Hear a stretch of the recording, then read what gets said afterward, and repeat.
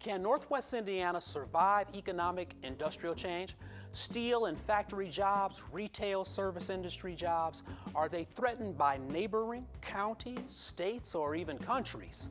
When an entire region depends on smokestacks, there may be limitations on embracing high technology and encouraging higher education. But time waits for no one, so Northwest Indiana has no choice but to adapt and innovate in the heart of the Rust Belt. Will Northwest Indiana thrive, survive, or dive? This is CounterPoint with Gerard McClendon.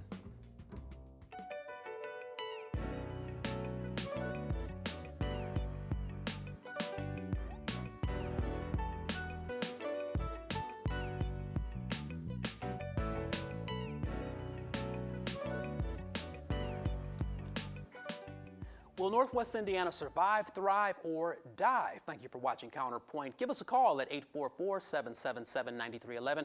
Send me a tweet at GerardMC or send me a Facebook comment at GerardMC as well. The CounterPoint. Micah Pollack, Professor of Economics at Indiana University Northwest. I've got Joseph Pete from the Northwest Indiana Times and Ty Warner from NWI. Thank you for joining us at the CounterPoint, gentlemen. I really appreciate you stopping by to talk about such a topic that it's timeless as well as being timely, in that we're going to get our crystal balls out and see what we could prognosticate for Northwest Indiana economics. So I've got 300 questions. I'll probably only get to 3, you know. We may have 400 answers. So. That's good. So we'll just have to go part 2, part 3, part 4. Let me get some intro first, though. First of all, Ty Warner, explain what you do at NWI. Sure. NWI is the Northwestern Indiana Regional Planning Commission. It's the Council of Governments for Northwestern Indiana. It covers Lake Porter, LaPorte County, 41 municipalities. Basically, it's the place where all those municipalities come together on a regular basis to talk about things that are bigger than any one of them. Yeah.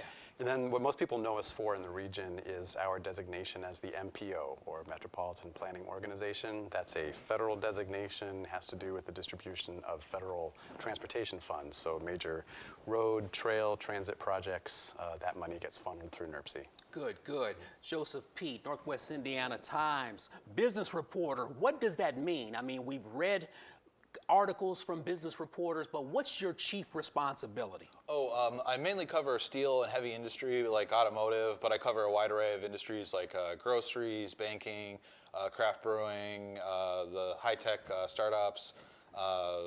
If it's business in Northwest Indiana, I cover a lot of it. Excellent, excellent. Micah Pollack, Indiana University Northwest economics professor, macro or microeconomics. What is your field of interest in economics? Sure, my field is mostly microeconomics, but I'm becoming increasingly interested in regional economics. Being here in Northwest Indiana, it's a fascinating place to study, regional economics, because we have such an interesting economy and history. Gentlemen, let's start out by asking this question. Are we relegated to retail and service jobs? There was a time when 30, 40,000 workers worked in those mills, USS, and at the time, back in the day, it was Inland, it's ArcelorMittal now.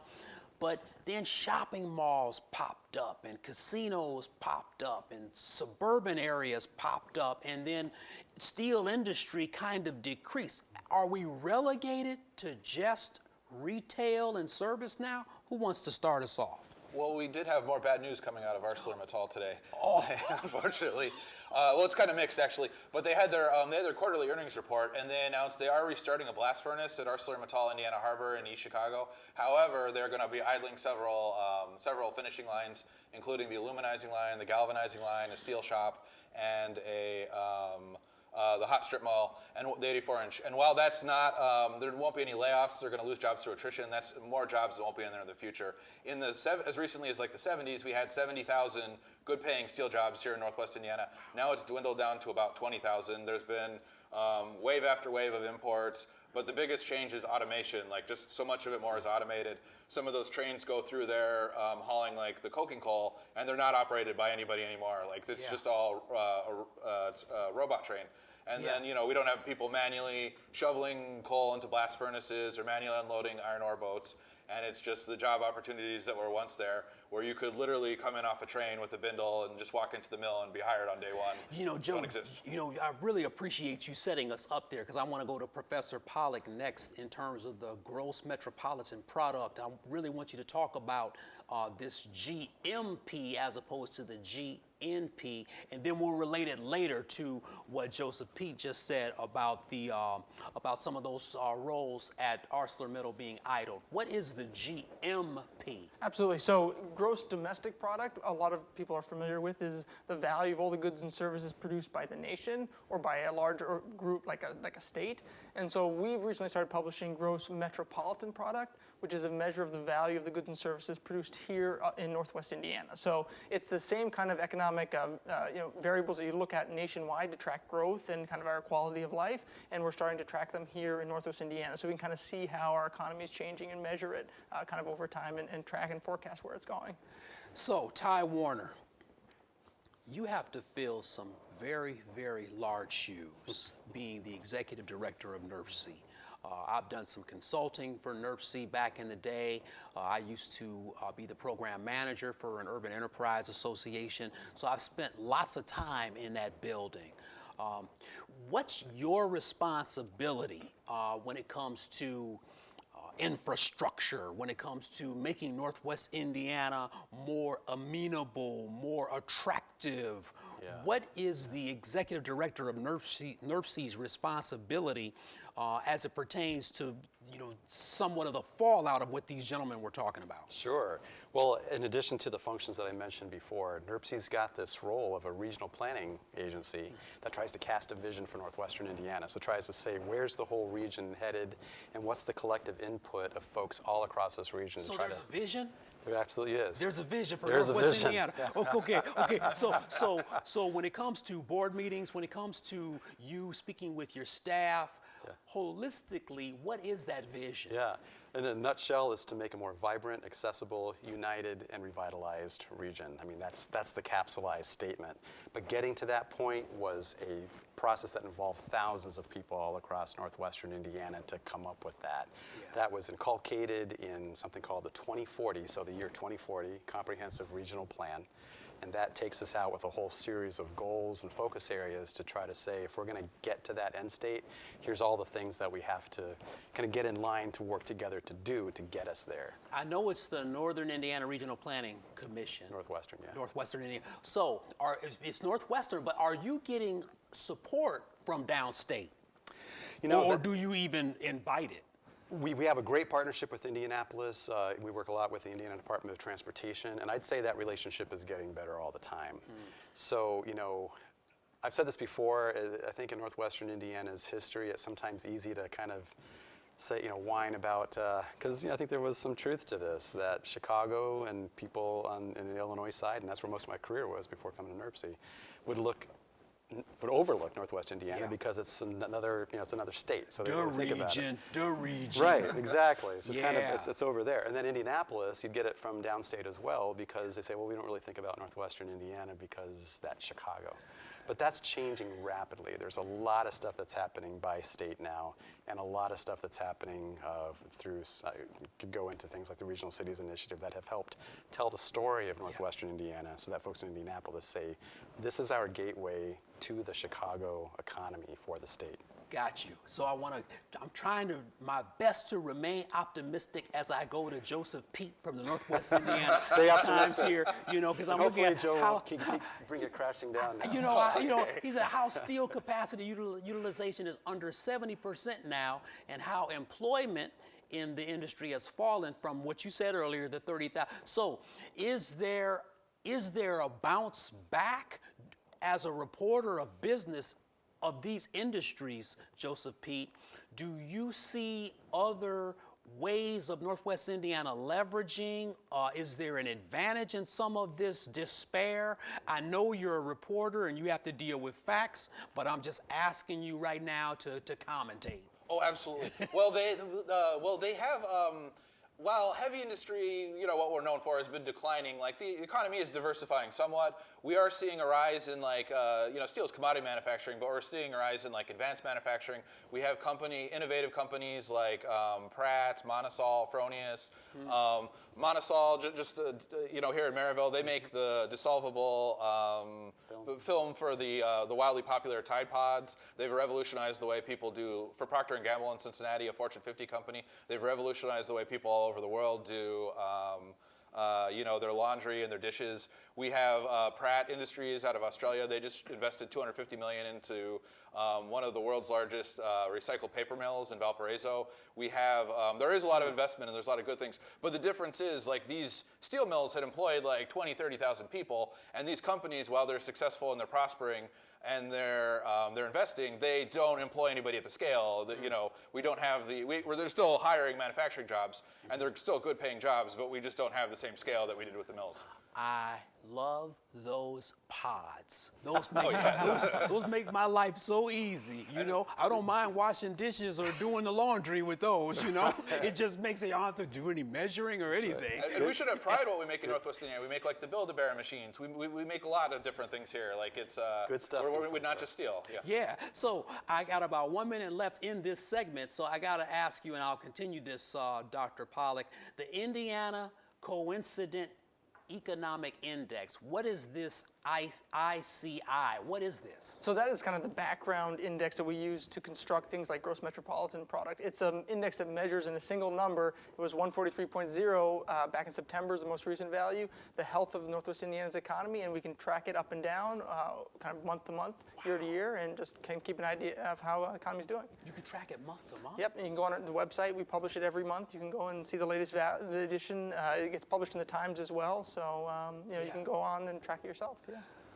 Is that index just for a nerd to look at? How does that? No, definitely not. So I ask that question because, what if the everyday retail worker takes a look at that? What are they going to get out of it? Absolutely. I mean, they can compare this month to last month. Last month it was 143.1, so it went down 0.1 points, which means our economy shrunk very slightly between August and September. And so you can just go online, you can look at the number each month, and it'll give you an idea of whether things are improving. And we also include a forecast for the next 6 months as well, so you can see how that forecast changes too.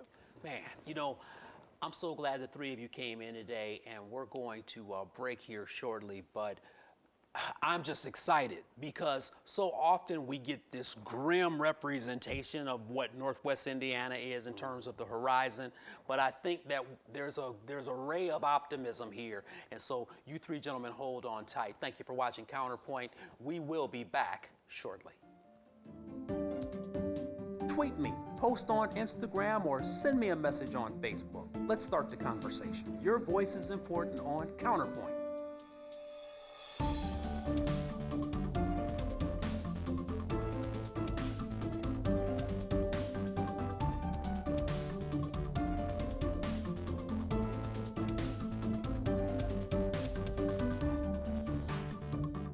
Can Northwest Indiana thrive in a world of massive competition?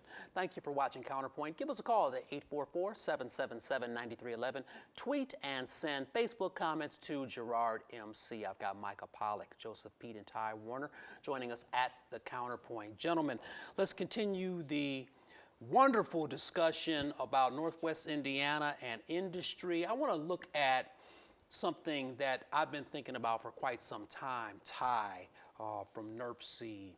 Should mayors in Northwest Indiana, should they spend more time talking to you about some of the trends taking place in Northwest Indiana? Oftentimes it seems like mayors, town managers, it seems like they're on these islands alone. And Northwest Indiana can be very polarized, to say the least, right? 17 communities, no one really can agree on anything at times. So, when the mayor of Gary or the mayor of Hammond or the town manager in Maryville says, what can we do here? We need analytics. Can Ty Warner and the NWI crew help me? What do you say for that? Well, absolutely. I mean, the whole reason for NWI is so those folks have a place to come together and be able to share that kind of information. In fact, a lot of the stuff that happens at NWI is just that. It's a forum where folks from one community learn from another community and say, hey, that's a great idea. Maybe I can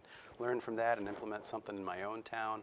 So that's exactly the forum where that takes place. Is there ever any purging, though? Purging. So let's say a big company is looking at Northwest Indiana, and so they say, Portage looks interesting. So does Valpo, Yeah. but Hammond's got extra land. Do you steer them one way or the other, or can you be the person to just facilitate and say, why don't you look at all three? Well, a couple ways to answer that. I mean, we all work together with partners all across the region. So the Northwest Indiana Forum, who we're co-located with, they would be more involved in helping to, tell a company that wants to locate in Northwestern Indiana, here's some options, or here's some other people you should talk with. We provide the infrastructure and the backbone that might provide the places for those companies to want to locate. If they need to look for a particular rail spur, they need to look for an interchange location. We're providing the infrastructure. Other groups are helping to steer that in. Groups like the Regional Development Authority are providing other amenities that's making that attractive for a business. So everybody's working together to make that happen. And I got to just say, just come back to your question about the polarization and all that. I think that's changing rapidly in Northwest Indiana. Absolutely. So, and it's even better news than just the 17 you mentioned. It's Lakeport and LaPorte County, 41 municipalities that are all working together for this kind of thing. When I came to NWI, I heard that all the time about how balkanized the region was, and frankly, I really haven't seen it. I mean, You haven't seen it. Folks have their squabbles, sure, but for the most part, I think this region has really bandied together to say, look, we got to all work together to try to capture, growth in this general market. Yeah. And we're on the brink of a lot of cool stuff in Northwest Indiana. I want to come back to that balkanization in a minute. I want to go to Joseph Pete. So, Joseph Pete, you're the business reporter, Northwest Indiana Times. There are businesses who at times just want to make themselves look good, all right? So they may send you a press release. Yes. Joseph Pete, look at what we're doing. We just employ 45 people. Our sales are up. We just utilize this tax break so that we can hire more employees. Run the press release. Do you ever run a press release, or do you investigate more? I say this because there's this little company out of Cupertino, California, called Apple, that writes these amazing press releases. And people think these press releases are the gospel, because when they introduce a new product, many times the reporters don't even tamper with the press release, because Apple has great writers who make their product launch look like news. What do you do if a Northwest Indiana company says, Joseph Pete, we're great, print it? What do you do? Yeah. Well, we don't just we would never print a press release verbatim. I mean, we don't do it at, we don't take what they say at face value. We do additional, vetting. Often they do have good news to report, though. They will be investing millions of dollars, that kind of thing. But we do follow up on these things to make sure that they're coming through with their hiring. A lot of the incentives in the state, the tax incentives that they give, are based upon hiring to ensure that people actually get the companies are actually, if they say they're going to employ 500 people, they don't get the tax breaks unless they actually do hire that many. Mm-hmm. It's tied to the employment. And then we've had, especially with the Indiana Economic Development Corporation out of Indianapolis, they tend to do these very rosy press releases about, so-and-so is investing here and hiring there. But usually we'll call the company and kind of confirm that that's what, because sometimes the numbers can be a little inflated or pie in the sky. Yeah. Or oftentimes too, when the companies are coming from Illinois, they'll say, they're going to hire 300 people in Indiana, but in reality it's going to be 200 of those people are just going to we're already working in Illinois and are commuting now to Indiana 20 minutes across the border. So we do due diligence always when we get those. But that's, if companies have something to celebrate, there's no reason not to celebrate it. We need to highlight any kind of positive economic news we have, especially with, the condition of the steel industry and everything.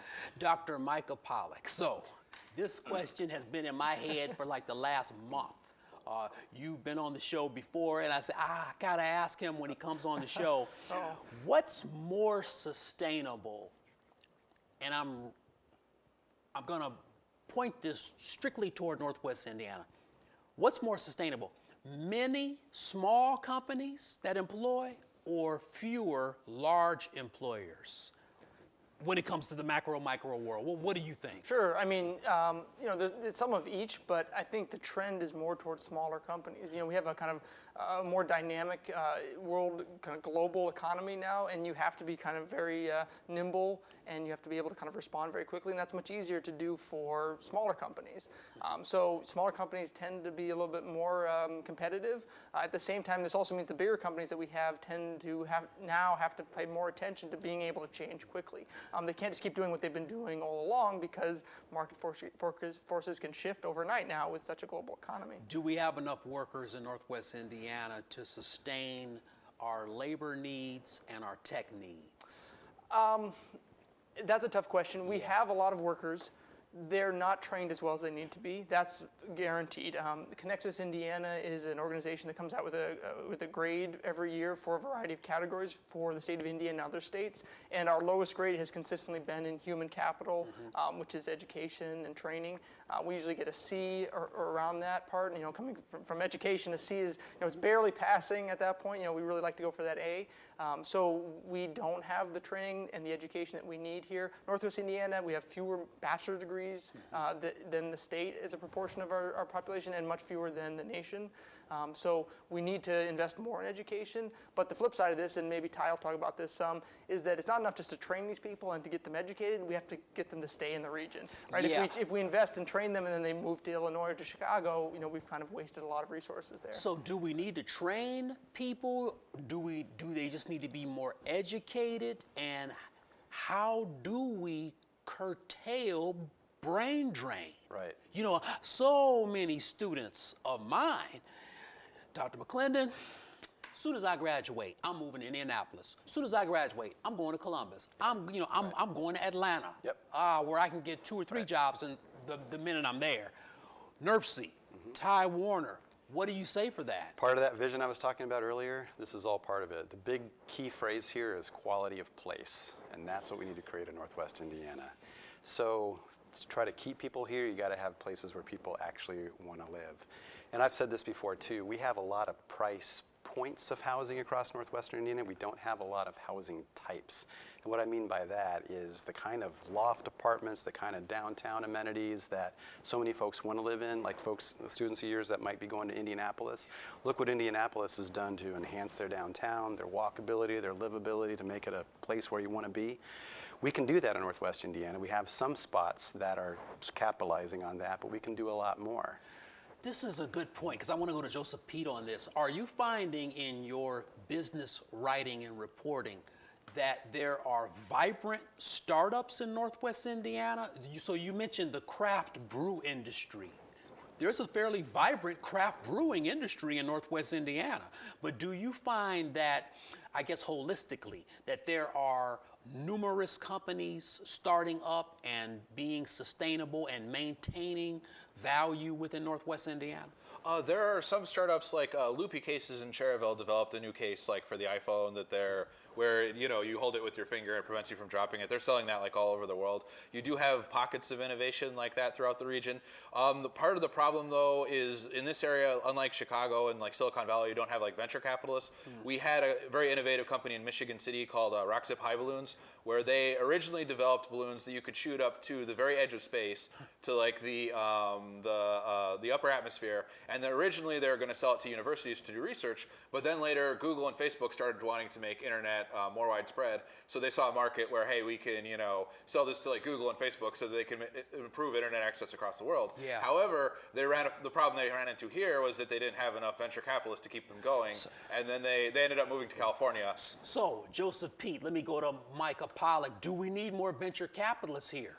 Yeah, absolutely. I mean, we have to compete with Chicago, and that's really hard for us to do because we're still Indiana and we're still relatively small compared to Chicago, but geographically we are directly competing with Chicago, and so we really have to make every kind of dollar count and make sure we get a really good bang for our buck essentially. And that's why the stuff that Ty's doing is incredibly important, because we have to coordinate. We can't have these fragmented markets. We can't have little pockets here and then there. We need a combined kind of effort to make sure that we're actually actually providing what the venture capitalists, what young entrepreneurs, what the next generation really want here in Northwest Indiana, so that we can become a place that they want to go to, not a place they want to leave from.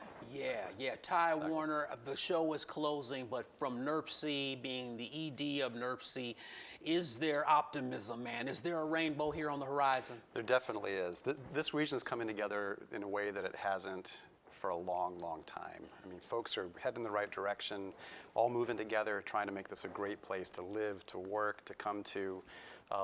We could spend another hour, 2 hours, 3 hours just going through all those things that have been happening in just a very recent amount of time. So the answer is yes. I feel much better now. You should. And I wish I could continue, gentlemen. I got to go part 2 with you, but my little pocket square's happy here. Okay, I'm feeling much better now. I thought we were just land rich and cash poor and industry poor, but for part 2, when I bring you guys back, we gotta talk about some more things, some more intricate things happening here in Northwest Indiana. I really appreciate you guys, I really do. Hey, thanks to my guests, Micah Pollack, Joseph Pete, and Ty Warner. We are still here. Northwest Indiana still has plenty of potential to employ, grow, educate. Great ideas and people originate here, so we appreciate and celebrate being from the region. Thank you for watching CounterPoint. I need you to stay positive, keep your head up, and always be encouraged to voice your counterpoint. Have a great week.